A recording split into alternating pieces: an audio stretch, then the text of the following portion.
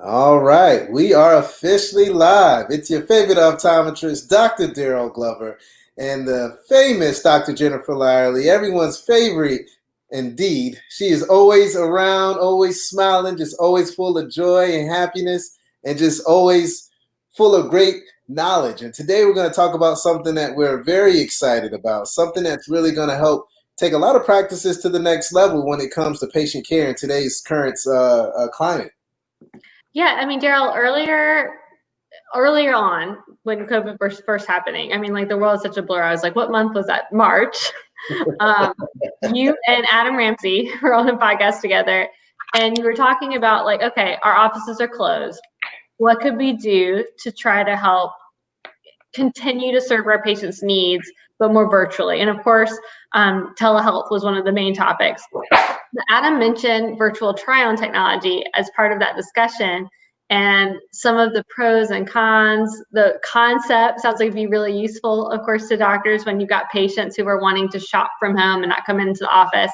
Yeah. But in real life, virtual try-on technology is at a place where it'd be functional for a private practitioner to use in their office. And I was intrigued by the discussion and the conversation. And when Scott reached out, who's our guest, I was like, you are our expert. We finally have an expert to talk about this subject. So Scott, thank you so much for coming on the show with us. No, thanks a lot for having me. I'm very excited to be here. Scott, tell us a little bit about yourself in eye care, because you have a very interesting background. You've been in a lot of different avenues in this profession. Sure. I've been in the eyewear industry for about 13 years. I started out as a creative director at Moto Eyewear in New York, a boutique fashion company, and learned how to do the high-end stuff and runway products all the way down to value, and moved from there to FGXI, or Foster Grant International, up in Rhode Island, the eyewear arm of Essilor, and again, learned more about value and safety product and sport. And my last place before shifting over to VisionWear was I was at Wiley X out in California doing military safety goggles, optical, swim goggles, and so on and so forth. So my experience in eyewear design is anything from value to high luxury to safety to battlefield ready. So if you name it, I've probably worked on a frame or some sort of headgear that fits, for different professions. Wow, I mean that's very widespread. Let's dig a little deeper into that. I mean, what was your favorite piece of all of those different backgrounds? I mean, to be doing helmets and then just fashionable eyewear to more value related eyewear. That's like completely different ends of the spectrum here. Yeah, it really is. It's very varied. My favorite projects, some of the licenses I've had over the years, been able to work on. I've met some very interesting people through that. That's always unique. Of course, when you're developing something that your armed forces are using, that's very. It's a nice project to work on. And then I've always admired my first company at Moto. Working on eco-friendly materials. And being kind of conscious about what's happening out there in the world and how eyewear can impact that type of impact the planet in some way, shape, or form. So I think I've had a lot of different experiences, and all of them are unique. So what shifted you from this like physical eyewear space into virtual eyewear and designing technology to let us explore virtual try-on? Yeah. So as a person who's either a director of design and product development or whatever the title may be, I always thought there was a shortcoming when it comes to maybe how something's marketed or how it's sold, whether it comes to how informed a sales associate is. Maybe it's a sales rep that's loyal to a certain brand underneath a corporate umbrella, or there's many different areas I think that the ball can get dropped along the way. And coming from the corporate side of this industry, it was important to me to always have the product displayed in the best way possible, so that the end consumer can understand what it is you're selling, maybe the backstory to it, and anything else that might be unique or important to ultimately execute that sale. So VisionWear is kind of a designer's take on the sales process. and how a product could be displayed without being in the physical environment itself. So it's just been it's just a different way to get back into an industry that I've been a part of for 13 years. Well, one of the things that I really wanted to talk to you about, because I think like we had talked about at the top of the show, we all want to like virtual try-on technology, right? Like in concept, it sounds great. It sounds like our best friend as private practitioners to try to help compete with online marketplace. But what shortfalls exist in the technology right now? And what were you up against when you were working with, Visionware to create this technology? Well, shortfalls in the industry are what exists out there right now isn't perfect. So unfortunately, we have to push back against the perception that you doctors and consumers already have. So that can be anything from a frame looking cartoonish to it looks like it's just a superimposed high-res image. Something that's very common with the try-on solutions is there's like it's almost like you take a picture and it's 3D stitched. And so it's then put onto your face and it doesn't give you a real example of what that final product could potentially look like on you. I mean, I guess you can see a frame on your face, but as far as fitting goes, it's not even close to what it should be. So I think that in itself is probably one of the biggest things we had to overcome, and we did. I think the quality of the experience was also limited to the technology and the hardware that existed on your device, whether it be your phone, your tablet, your desktop computer, the camera you're using from, there's dozens and dozens of computer companies, tens of thousands of third-party cameras. It's hard to control a lot of this stuff. So the way you're able to code today and the hardware that exists in your phones today is very different than what it was 10 years ago when some of these guys started to come to market. So now we can have a solution that's proper for the shopping experience and for the doctor or the brand to show off their products properly. The other thing is that there's the distribution channel is a little bit siloed. So the brands themselves, you can't sell to the same brands in the same store, but just because they're maybe the way you're sourcing. But if you work with somebody like us, and we're signing up dozens of brands all the time, you can go in, log in underneath your optical number, your store, what have you, and have access to a larger varied inventory than you would have normally. Maybe you have limited shelf space in your store, but now you can look at and carry every single brand. The brand will then drop ship to you or your lab or directly to your end consumer. So now you're not limited in those ways. Wow. So two things. Number one, I thought the main shortfall that you would say would be us as optometrists. Us not actually just stepping up to the plate to accept. It's not always our fault, Daryl. That's what I thought would be the number one thing, because a lot of optometrists are afraid of technology, and especially disruptive technology, because if this type of technology gets in the wrong hands, then of course we're like, oh my gosh, we make a lot of money off of frames and lenses. And if this is taken away from us, what's going to happen? So I thought that was going to be the number one thing. No, I don't think it's the doctors whatsoever. I think it really was technology. You have phones that are now coming out that have augmented reality kits built into them. They have infrared sensors built into their cameras now, which means your measuring can be is true to life, and you can map people in real time. It's just a very, very different experience than it once was. I mean, the implementation of a virtual try-on years ago and putting it onto your website, I would say maybe you could blame a little bit on the doctors. Some of them don't have e-commerce sites. That's it. It's not that it's not your fault that you're not promoting it. It's that a lot of people are have a standard business model. Right. You come in, you get your eyes checked, you purchase in shop, and that's it. Or they take their prescription with them and they go online and order, what have you. It's just we have to change the way people are used to buying frames. That's what it is. Yeah, and the reason why I had that mindset, and I'm pretty sure Jen can relate to this, is that when we first started Defocus Media, we were actually a social media marketing company. But we pivoted into podcasting because we wanted to get more clients and put the word out more. But what happened was every time we would ask the doctor to do anything related to technology and social media, there was so much kickback to it. Now, this was about 4 years or so times have changed. So I'm pretty sure they're more accepting to some of the latest and greatest of technology, especially being in COVID. But I was really shocked. I expected to hear at least a little piece of us not willing to put that into our practice and implement into our day-to-day activities. Yeah, I mean, if that's the way you feel, well, we know times have changed thanks to COVID. Yeah. Now it's kind of forcing you to accept technology. So, Yeah.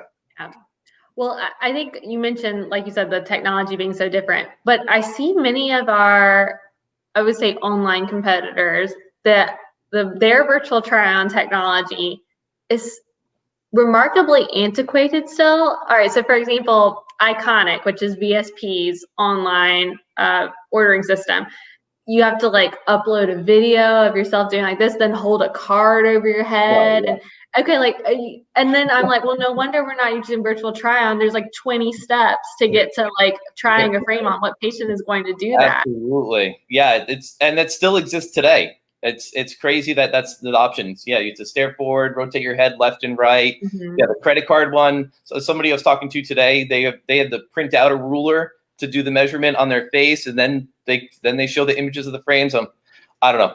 For us, it's a lot different. We are completely live. So once you open up your app or your web solution or what have you, you're instantaneously, the frame pops right onto your face. You can be jumping up and down at a concert, at a beach, wherever you might be, and it sticks to you like glue. It sits proper. Well, one thing that I really like that you had mentioned earlier was that the inventory. And Jen, I know you're probably going to love this as well. All private practice owners, this probably just made an antenna or something go off in your head. Having the ability or having the opportunity, I should say, to not have as much inventory in your office in different colors and to be able to have someone just try it on virtually, that goes a long way. I mean, that saves the practice a lot of money to not have all this inventory under stock when they could just have one color, one design in their office, and they could try on all the different things and they can see all the different flavors of different frames that are available. That's a huge piece. Are you seeing a lot of your doctors that are signing up really loving that aspect of the business? Yeah, I mean, we have the brands and the doctors actually. So when you have an office with a limited amount of shelf space, obviously you don't want to show bestsellers. But the reality of shopping for eyewear is we all go in the store and we try on the craziest thing we can find first and take the picture, show it to our friends, what have you. Then we move on to, oh yeah, we're just going to get a demi rectangle or something like that, right? So you want some wow factor on your shelf, and unfortunately sometimes you can't afford it. Maybe it's a brand you can't bring in right now. Maybe it's too unique. You know you're not going to sell it. It's going to sit there for 3 months. So you're hesitant. But with virtual try-on, you get full access to the entire catalog from a brand or from a corporation that licenses dozens of brands. And from the brand perspective, those companies love it as well, because now instead of a sales rep, filling up a rack or shelf or column or what have you with a few frames, now they're able to sell more volume, because instead of showing the 10 frames you have there, they're showing you 500 SKUs. So your customers are happy. You have a wider variation of product to pick from. You, the store, now have more product to show off, and the brands at the end of the day, they get to sell more frames. So it's kind of like a win all around. Absolutely. Well, this kind of actually brings me to one of the other, I think, cons in this space. So it was probably 2 years ago now, with the private practice group that I was working with at the time, they were looking at Framebox. And when you really dig into the technology there, in concept, you're like, oh my gosh, we get all these frames and people can try them on and it's so cool. You had to pay for the license for each and every frame. And once you start trying to upload all the frames in your optical, you're realizing like, I mean, I might as well just have bought the physical frames to pay for each one of these licenses. And then suddenly this great idea is a huge disaster that doesn't move forward. Yeah, that's a very common pricing structure that some of my competitors use. I personally don't believe it's the right way to go, although that is one direction. That's one way to do it. But typically the model I prefer to work with, and it's not the only one, is that the brand or your supplier would provide this as a tool to the ECP. And that would offset the cost of the whole program. Maybe they have you sign up for a monthly fee or something like that, where your store can access all of their brands or what have you. But that's one way to get around that. I personally don't believe that it should be the doctor investing and paying for each individual SKU or style, when really this is a sales and marketing tool for a company that really can afford it. The bigger brands, I mean, they're making decent margins just like you make decent margins, right? So, they want to market and promote their products, and this is a unique way to do it. And then with you getting access to all of these frames, you're going to market to all of your customers, and hopefully that generates more sales for them. So that's what I would prefer to do. But then again, we have many different pricing models for different needs. We have a lot of different types of customers. So I understand your pain when it came to things adding up really quickly when you're just adding SKU by SKU by SKU. That could become a nightmare really quick. Jen, I really like this because it's so many touch points, right? I mean, when we look at patient care, we want to see them as much as we can, but in reality, they may not be able to come into our practice as much. But being able to utilize a website, social media, an email blast to actually put this type of technology in front of their face every time a new line comes to your office, I mean, that's phenomenal. That's a great way to just continue that dialogue with the patient year in and year out. And we all know that, if we could stay at home and do something, we're going to do it. So if I can stay at home and try on a frame and be able to get it drop shipped to me with my prescription, I mean, that's amazing. And even if it's one of those deals, like how many times, Jen, do you have a patient come in and you have frame A, right? And frame A is not the color that they want. But now you can tell them to go online and try it on and see if they truly like it or not. Or even if they came in the office and someone wasn't able to get to them and they tell you the frame, you say, oh, try on our virtual online platform, and you'll be able to see exactly what that frame color looks like on you. I mean, that makes the game so much easier, and it makes the patient so much happier because you're giving them that ultimate customer experience and service that they're looking for. Yeah, so much better than ordering the frame and that color that they think they like, and then they don't like it, and then you have to go put that horrible, teal thing that they ordered on your frame board and hope that someone will want that horrible frame, because now no takebacks. Yeah. Right. So, there's another way that this could operate too. I know what you were saying there, Daryl, was that they could go to your e-commerce platform and then try it on in the proper color. There's a play here that in your practice, you could have an iPad Pro or something like that with an app loaded onto it, ready to go, built for your store, and they could try it on right then and there. And so you can say, yep, here's this one frame. We only have the black one, but guess what? It comes in demi, we got red, we got so on and so forth for that style. But you can also have them, peruse an entire assortment, and it could be dozens of different brands they could be looking at. So the other thing to be said there is that thanks to COVID and all of these things, we don't want so many people touching all of the frames and stuff like this. And so wiping off a screen is going to be much quicker as well and safer. Yeah. And it expedites the process. I mean, if you can have patients just look at your inventory prior to coming in for an eye exam right now, they can see exactly what they want because they've tried everything on, and you can have these frames pulled ahead of time in the exact color that they want. Yeah. You are absolutely correct. Yep. And there are programs like that we work on all the time now. So there's a way for them to look ahead of time, pick out, so you can have it there if you have an inventory. You could also have them shop ahead of time, maybe while they're sitting in the waiting room, and they could pick out a few that they like. The reality is that they might not be able to wear the frame that they like. So maybe pick out a few. And then once you do the eye exam, you know what type of lens they're going to need, what the prescription is going to be, and what size frame that you're going to need in order to fit it. So they might have picked 3, but of the 3, hey, this is the one you have to go with due to X, Y, and Z. And let's pick out the bright color for you and get this ordered, and then have it sent to your lab, and bing, bang, boom. Scott, I'd like to kind of go almost a little bit back to the beginning with you, because we've been talking about VisionWear and what your company's doing different. But to all of our listeners on this live event, what is VisionWear? How does your model work? Just give us a breakdown of this company. Okay. So Ingenious basically has created a new client end-to-end experience for the consumer or the patients, where they can go into an app, enter their information electronically. They can enter their prescription information, and then they can ultimately be given an assortment of frames for them to try on. You know, what Visionwear is we thought we were a technology company. It turns out we're a sales and marketing company with a great piece of technology. And so what happens is your consumer goes into your virtual app or onto your website, what have you. The products, you are completely live. We create a wire mesh around you. We apply the frame that you selected over you. We don't use imagery like some of our competitors might. We don't use, we will use the actual 3D model of the frame.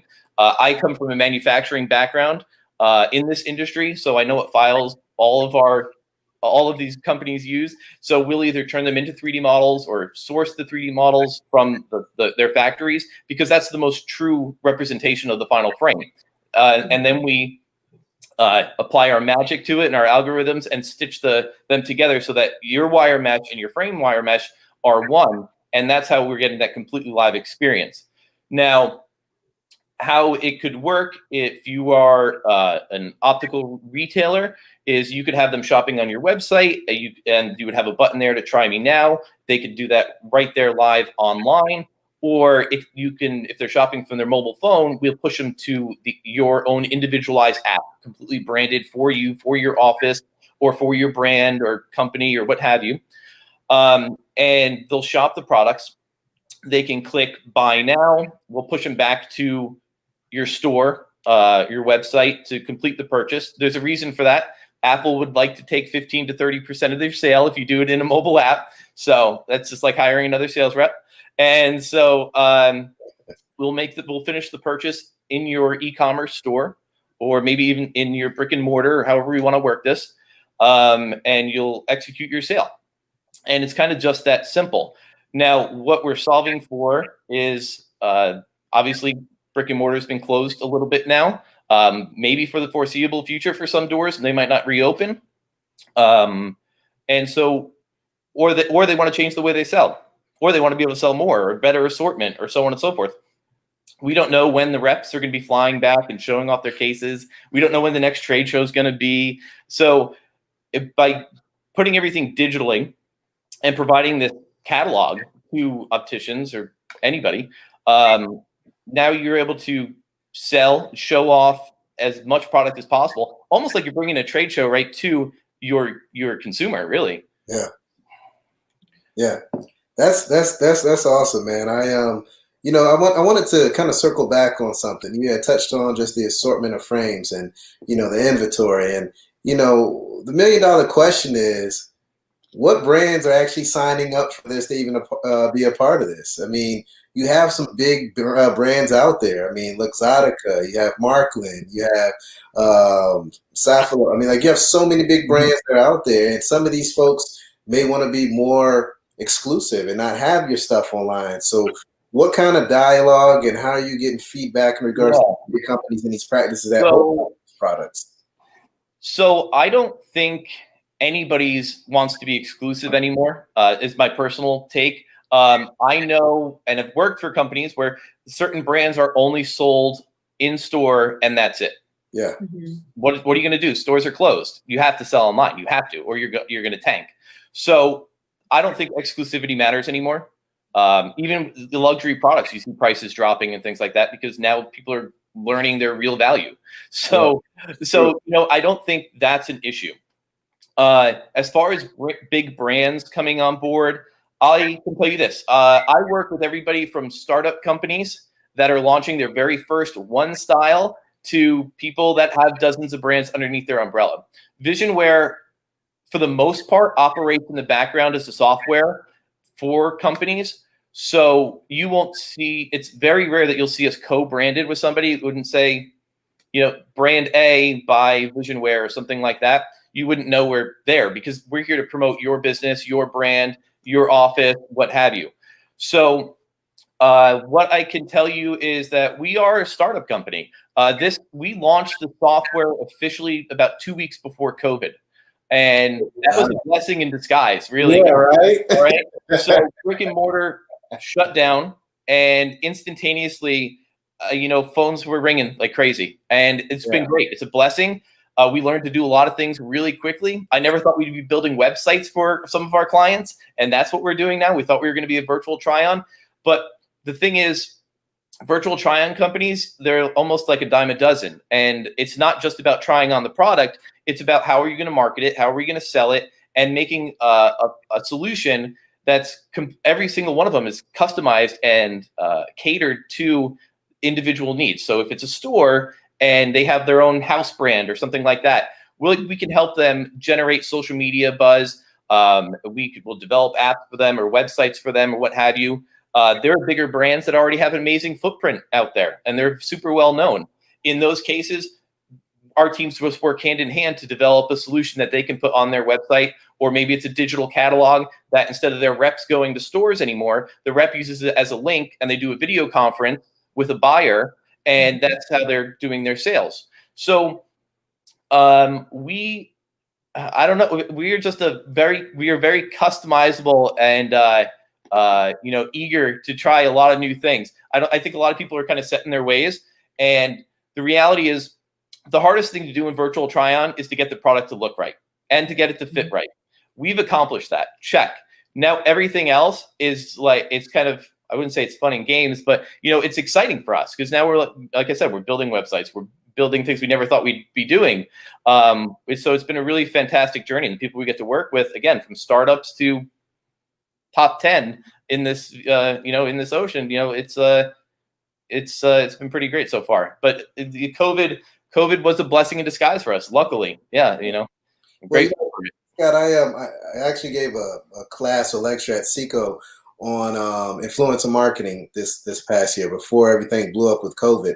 And doing my research, I saw that there are some social media platforms such as Instagram that are working with some companies, and one was an eye care company known as Warby Parker, that actually are working on doing some of that augmented stuff where people can try on frames. I mean, what are you guys doing that to compete with getting on social media platforms and things of that nature? Because we all know that's going to be the big thing, because they're trying to shorten that purchase cycle, right? Right, of course. Make that time just as easy as click a button, you try on the frame, you buy it, and then you move forward. So, like, what are your thoughts in regards to that? Because that's something that's going to come sooner than later. Right. So, mixed feelings on it. My personal opinion is this.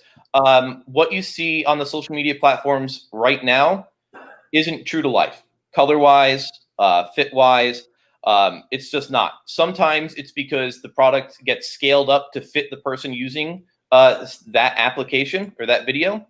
So that's not fair, number one, because that just causes returns because it doesn't fit you.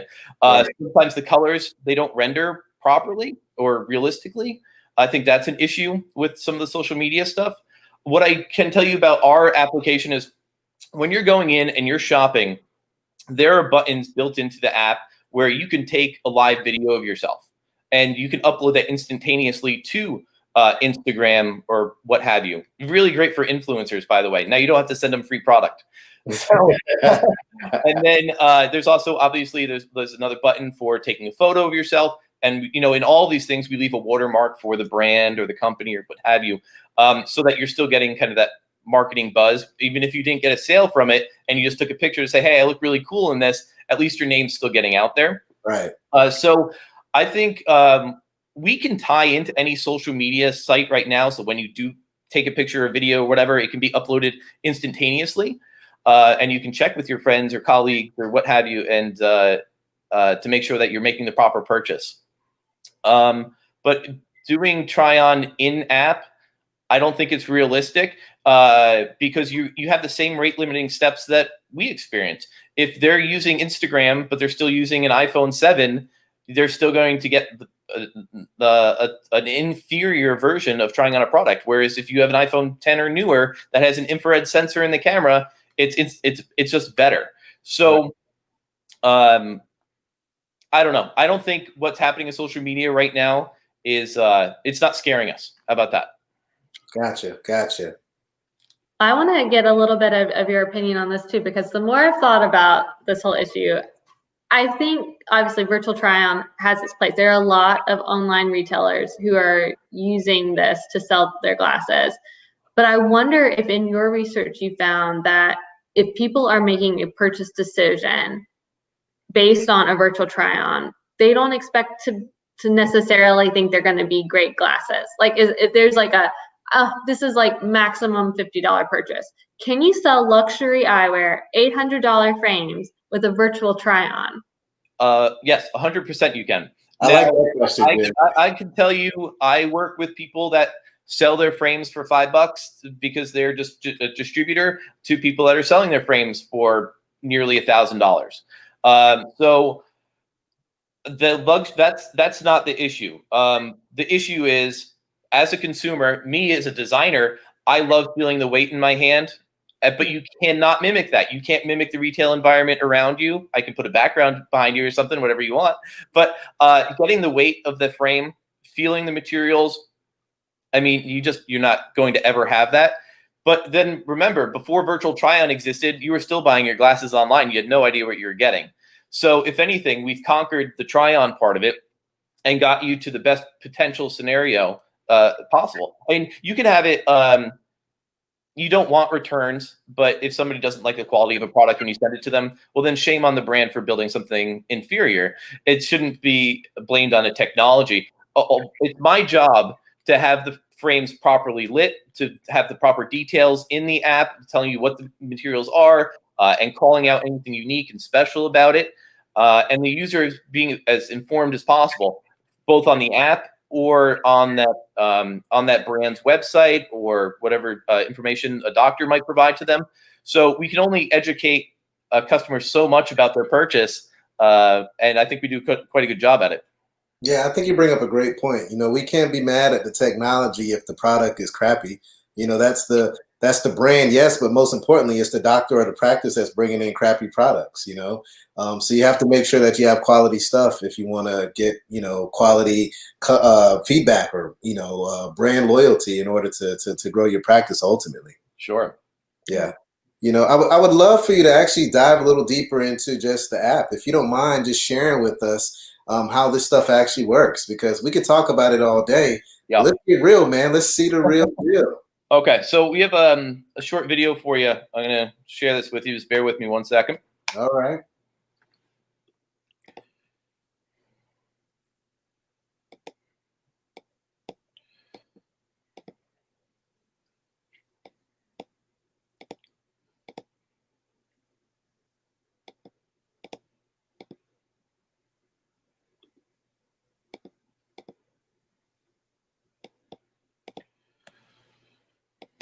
Okay, you see me? Yeah. Okay, so here's an example of a potential way that our solution could work. So imagine right now you are on your phone, okay? So this is what would happen when you open up the app. You would enter your password for your store, should you want a hub type solution where many opticians can log in. Your user would be prompted with several frame options. Keep in mind, this is just a demo. So you can choose your frame shape, colors. You can see that it's completely live. It's sticking to you. You can rotate your head left, right, up, down without any issue. You obviously take a photo like we discussed before, upload it immediately to social media. And then in this instance right here, taking a video, again, it can be uploaded to social media, sent to friends. It saves automatically to your phone. So what happens right there is if you were to click buy or details or what have you, it would bring you back to your e-commerce store where they could complete the purchase, or a detail section would open up there. This, since it's a demo, opens up to our website. So that's what you saw there. That would have been where you get kicked back to your e-commerce. Wow, that's pretty cool, man. I really like how vivid the colors are and how much detail is actually there. I mean, like you mentioned earlier, Jen, you said it was like almost cartoonish in a way with some of these online platforms that actually allow you to virtually try on these frames. And this, you can really see the detail. I mean, it's definitely there. Sure. So I'd also love to show you one other product that we just came out with that's really, really something different and proprietary to us and our development team. So let me just open this up for you. This is called Lens RX. This is a measurement tool. So what this does in real time is we can measure down to 1/10 of a millimeter your PD, your seg height, and so on. So just check this out.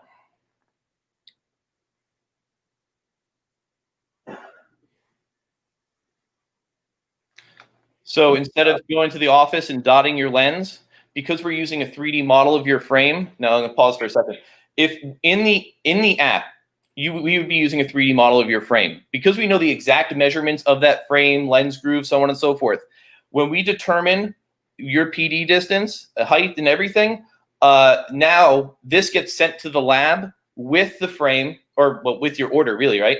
So this digitally gets sent to your lab, or you can keep it and do it if you're doing the lenses in-house or what have you. And then this will make your ordering process and a much more efficient. Yeah, I agree. We have a question from Dr. Justin off of LinkedIn, and she's asking, is this pretty much exclusively for independents, or is this for anyone that's underneath the sun? This is for everybody. We developed the solutions to help everybody in the entire industry. All right. So if you're a mom and pop shop, if you're a big chain, if you're a brand that has several licenses underneath your umbrella, anything goes. So there's nothing exclusive to anybody. So question for you, Scott. So like in LensRx with the measurements, is this something where they would need to put on their real physical frame? It wouldn't be like, oh, I'm in virtual trial and I like this one. Now I want you to measure me with my virtual glasses. So what you saw, well, let me pull it back up. How about this? 1 second.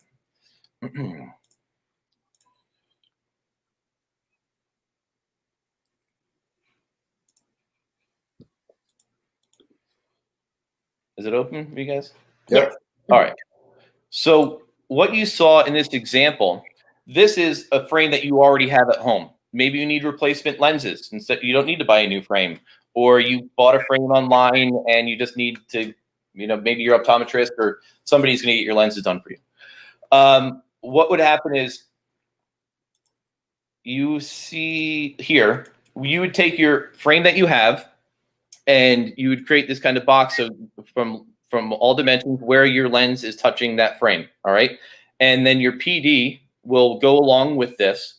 And that's how your kind of order would get processed. Now, this is an example using an at-home frame. If we have the 3D model, like I said, we know the exact dimensions of every part of that frame. So it's even better. It's even more precise, if you will, because we know how deep that lens groove is and shape of the groove and the base curve of the frame.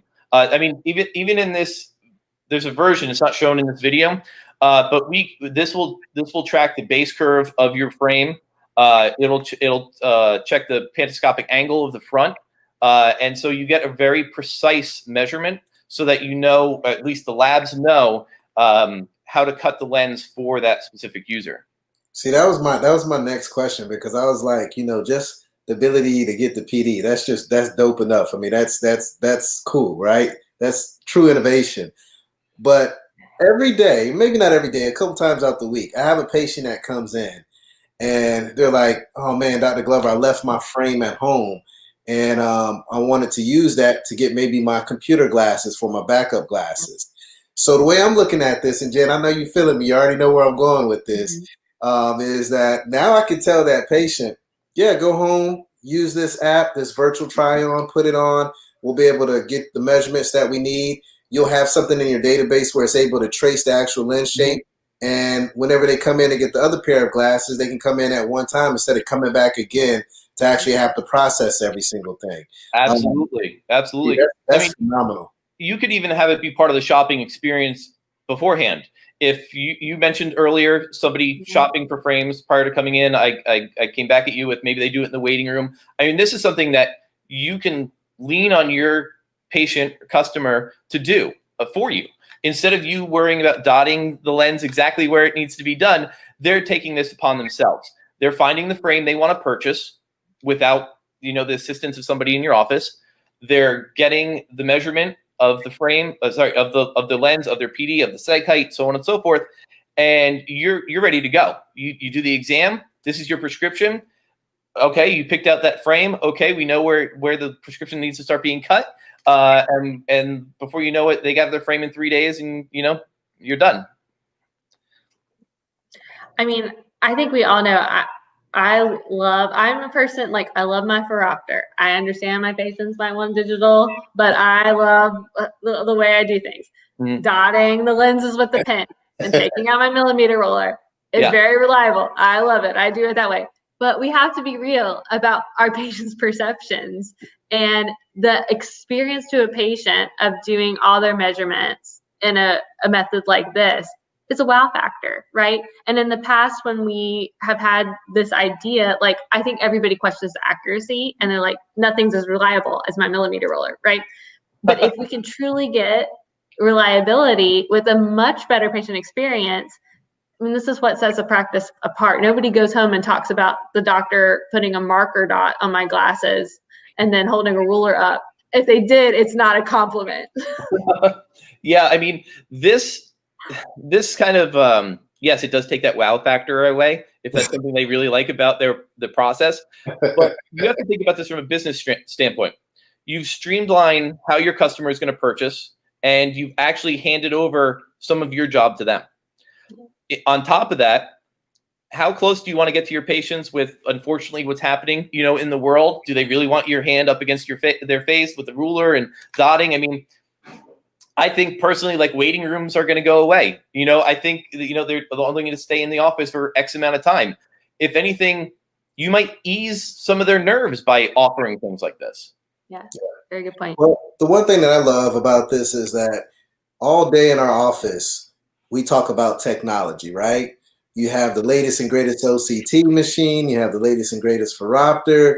You have the latest and greatest frame technology. You're talking about the latest and greatest lens technology, but you're still taking measurements the most archaic way possible, right? And then you're also still showing frames the most, archaic way that's possible as well. So I think this is something that can really complement everything else in the office, especially if you're big into innovation and just showing cutting edge technology as well. So, I mean, this is cutting edge. I love it. I would love to see how this plays out in the future for sure. We have a question here, Mr. M. Parks. He's asking, how would you persuade a customer to try the virtual experience, especially if they have never worn a pair of glasses before? I mean, that's a pretty fair question there. Okay. So if they've never worn a pair of glasses before. Yeah. So, well, they must wear sunglasses. They've seen glasses before. Okay. So, I would say, in a situation like that, obviously leveraging the brand itself to go out and reach out to consumers. If you're, I don't know, Oakley or something like that, obviously if you put something out there, chances are someone's going to click on it, check it out, try it on, and it's just going to happen. So I think if you get a brand providing this type of asset to ECPs and they're doing marketing on their end as well, I think that's a great way to get people to try it on. Really, think about all the money the brands aren't spending on going to trade shows or putting people on planes to go to sales meetings and things like that. All that is going to shift into their marketing budgets. It has to, because they're going to have to promote e-commerce sales. So I think there's a way there that the brands can help promote this stuff. I think for doctors, for you to keep in touch with your patients, this doesn't necessarily follow the rule of never trying on glasses before, but if you have patients that you haven't seen in a while, you could ping them, hey, it's time for your checkup, or it's been 2 years or whatever, and you include a link to check out our store. Yeah. And stuff like that. And they'll download it because you trust your doctor. You're going to download their app, or you're going to go to their website, especially when you tell them how cool it is. And the reality is, Some people will download an app and delete it. That's not what we're trying to do here. We want to keep them interested in the product, in the try-on experience, and keep this product on their phone. So the ways we do that are by having those camera features, by having the video features. We have some apps where the background changes depending on who the spokesman is for a certain brand, so they can be wearing it next to you, and you're both wearing the same frames, and he's famous rock star or football player or what have you. And so like there's unique ways to keep people engaged. And like I said before, there are people that aspire to wear certain brands or look a certain way, and they can't afford it. Yeah. Whether it's the college kid that wants to wear the coolest sport frame while they're skiing, or I buy somebody was at a festival and they want to wear something that's shaped like a sunflower, but they're wearing gas station frames or something like that. They're going to go into the app, they're going to try it on, they're going to take a picture of themselves so they look super cool in that moment. They're going to share it and they're going to look awesome. And so you'll get kind of traction that way. Obviously, I told you before, you get a watermark on there for your brand or company.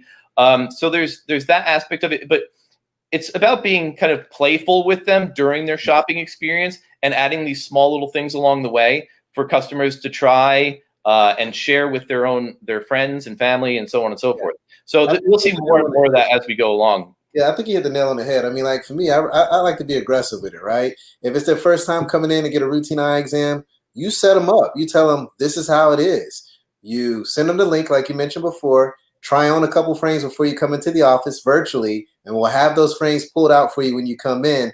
That way, that experience is not overwhelming. Because a lot of times when people come in for their first routine eye exam and they've never worn glasses before, they're freaking out about everything from the puff of air to bright lights, doing this number when you're coming near them with the slit lamp. Yep. So anything that you can do to make the experience easier helps out tremendously, and especially when it comes to frames, because they never worn glasses. So why not play around with it from the beginning? That way it's an easier transition into the optical. Yeah. And then again, it can expedite the actual process of purchasing glasses. It's been a while since I've looked at the statistic, Jen, maybe but I know if someone's in the office more than 40 to 45 minutes, then they're not going to spend as much money, or they're not going to make a purchase for glasses. Mm-hmm. So we can really cut down this time by actually utilizing this on the front end. That could really make the practice more profitable, but also, be able to streamline the process. And some folks that want to see more patients, they'll be able to make that happen because they don't have all their team members bogged down in the optical department with hands-on so many folks,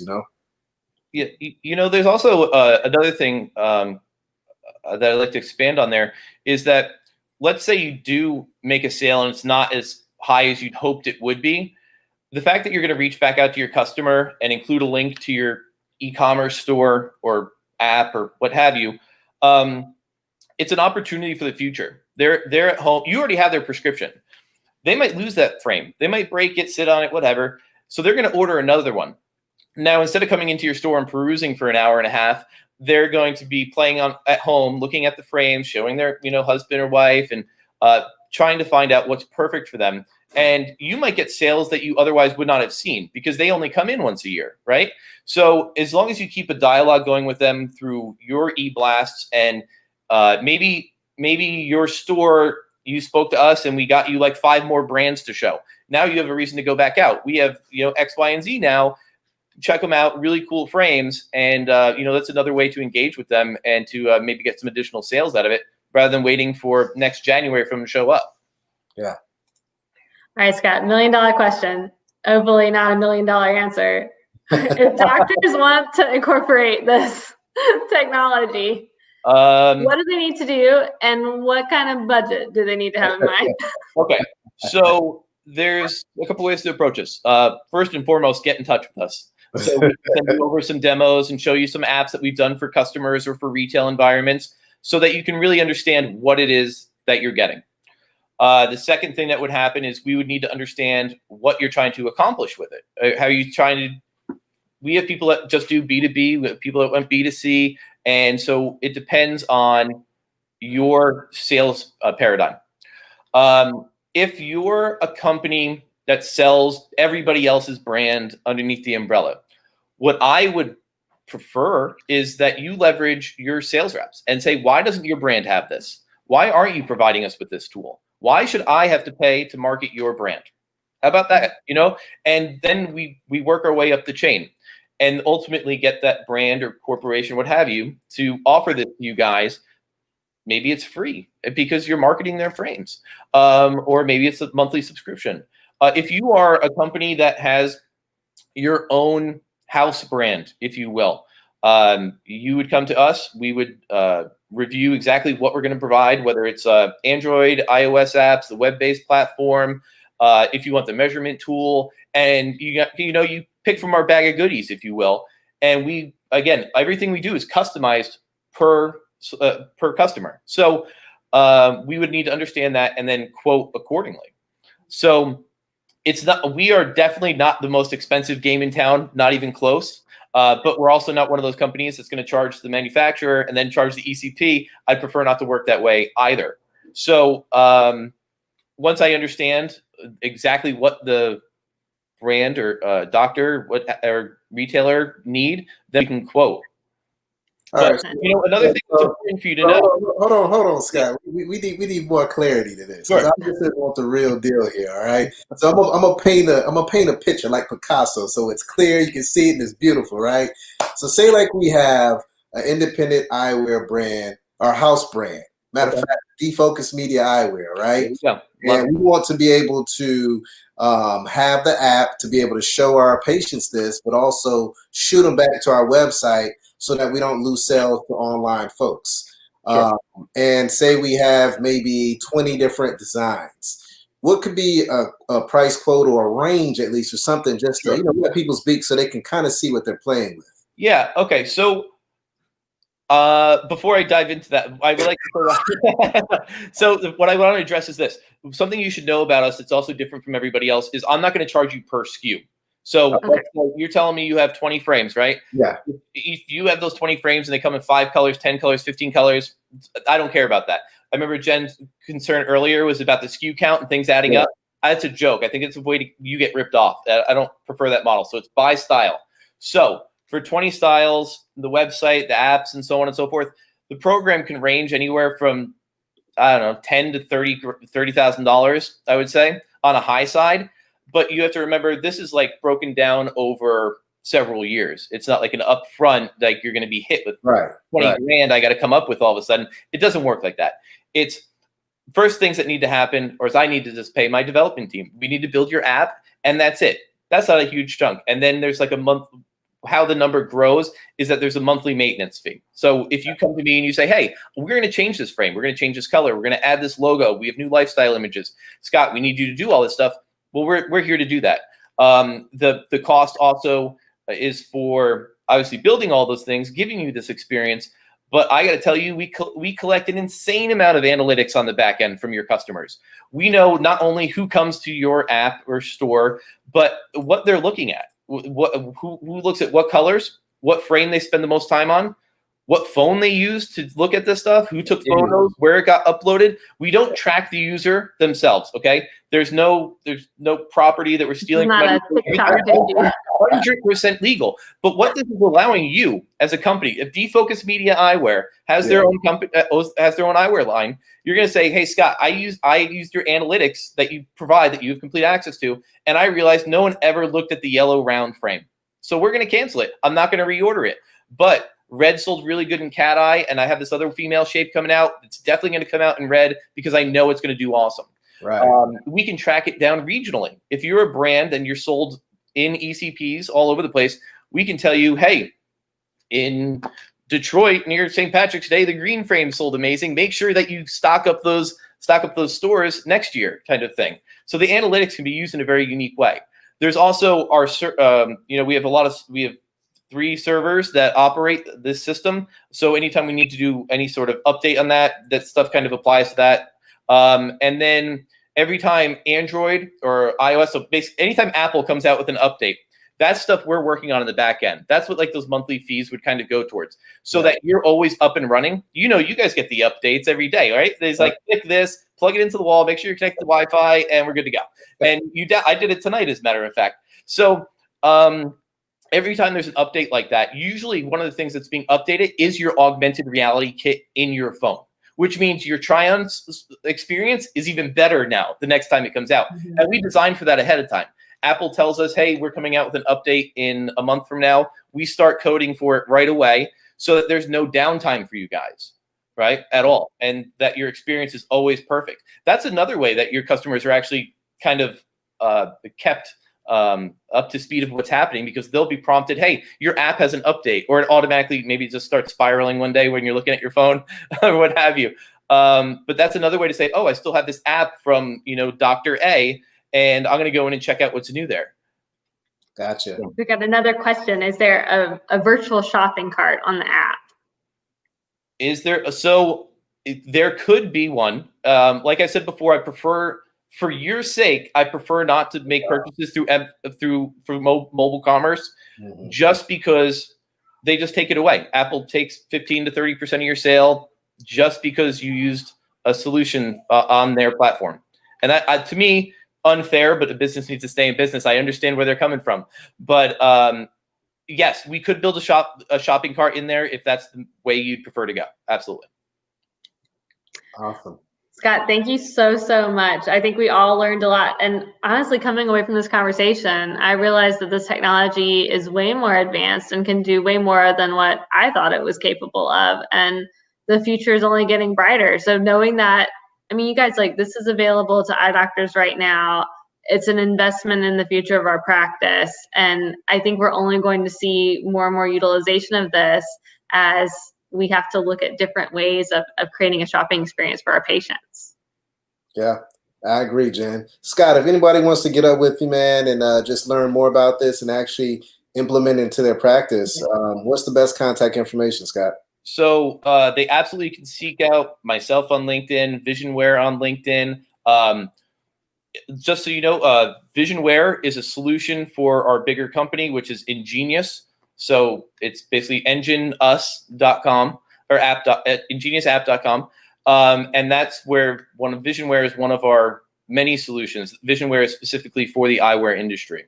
So they can search it out there. And I'll also provide, we'll be posting about this, of course, afterwards, and providing some links out there for people that want to hunt us down. Awesome. Well, Thank you. I don't know if you noticed earlier today, but I actually made you a doctor earlier. Did you see that? Oh, I like that. You make my We parents award a lot of honorary degrees. You're the doctor of technology. I like it. Yeah. Awesome, man. Well, again, thanks for hanging out with us. Jen and I, we always love learning ways that, people can take their practice to the next level. I know Jen loves independent optometry. I do as well, even though I'm with a corporate optometry chain with my eye doctor. But I always tell folks we're like a private practice, but basically on steroids, because we still do all the things that independent practices do. And I'm looking forward to the future, man. This is cutting edge technology, and I know it's going to be here. It's not going anywhere. And, just that last piece of information that you gave in regards to the analytics, that is so huge, because there is so much money that is wasted on inventory. And to be able to figure out what colors, what demographic, what time someone's looking at the product online, to me, that is king. It's all about content and data, and you guys are able to produce both. So that's a win-win situation at the end of the day. So again, thank you, Scott. We look forward to seeing what's going to come out in the near future with you guys. Thank you so much for having me. Yeah, anytime. Thanks, buddy.